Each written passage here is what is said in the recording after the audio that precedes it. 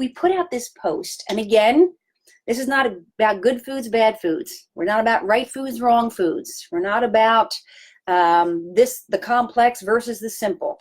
Whatever. There's really no food off limits when you understand how food operates within you. And forgetting to eat makes it a lot easier, right?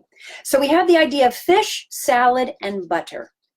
Which one of these three would most impact blood sugar? Well, you kind of already know the answer, right? Which one of those foods is blood sugar? Well, let's take a look at it.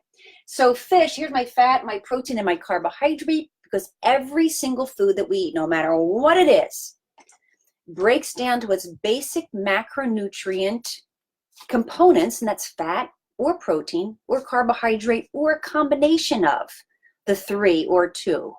That's where those who are counting carbs or looking at their fat grams or knowing how much protein they're taking in, they're aware of the impact of those macronutrients, because on your body, fat, protein, and carbohydrates significantly determine whether you're going to be burning sugar all day or whether you can burn fat all day. Talking about body fat, dining in.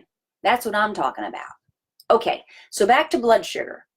Fish has how much fat? Now, what I put up a picture of was just like a picture of a fillet of cod. It's about 4 ounces. It had 0 grams of fat. It had about 26, I'm rounding up a little bit, about 26 grams of protein. How many carbohydrates did that cod introduce to a person's body if they're having fish and salad and butter? Well, it actually, another goose egg.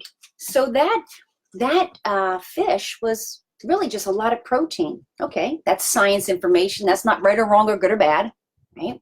When we come down to the salad, it was a mixed greens, leaves, about a half a slice of tomato. There was some red onion in there, some cucumber, and I think there was some feta cheese, but there's no croutons, there's no fruit on there, there's no nuts on there, and there's no salad dressing. We were just using the base of a basic salad.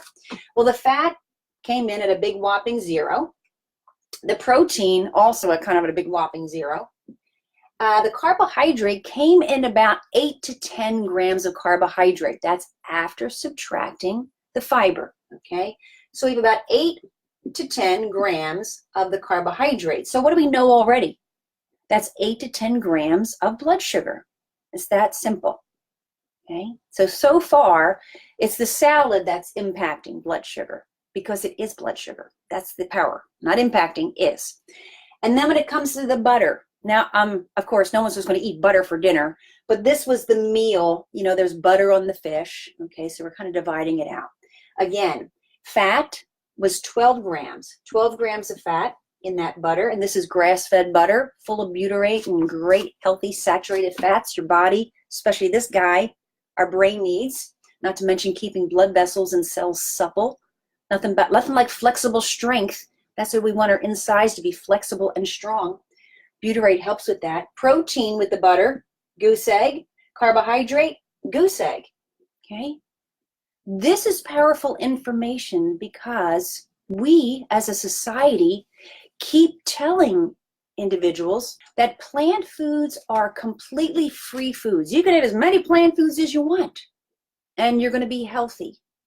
But you know, eating a lot of fruit, eating a lot of grain especially, that's a lot of blood sugar. In fact, if you were to eat a bagel right now, an ancient grain, blessed by the Pope, organic bagel, this is how much sugar would go into your bloodstream.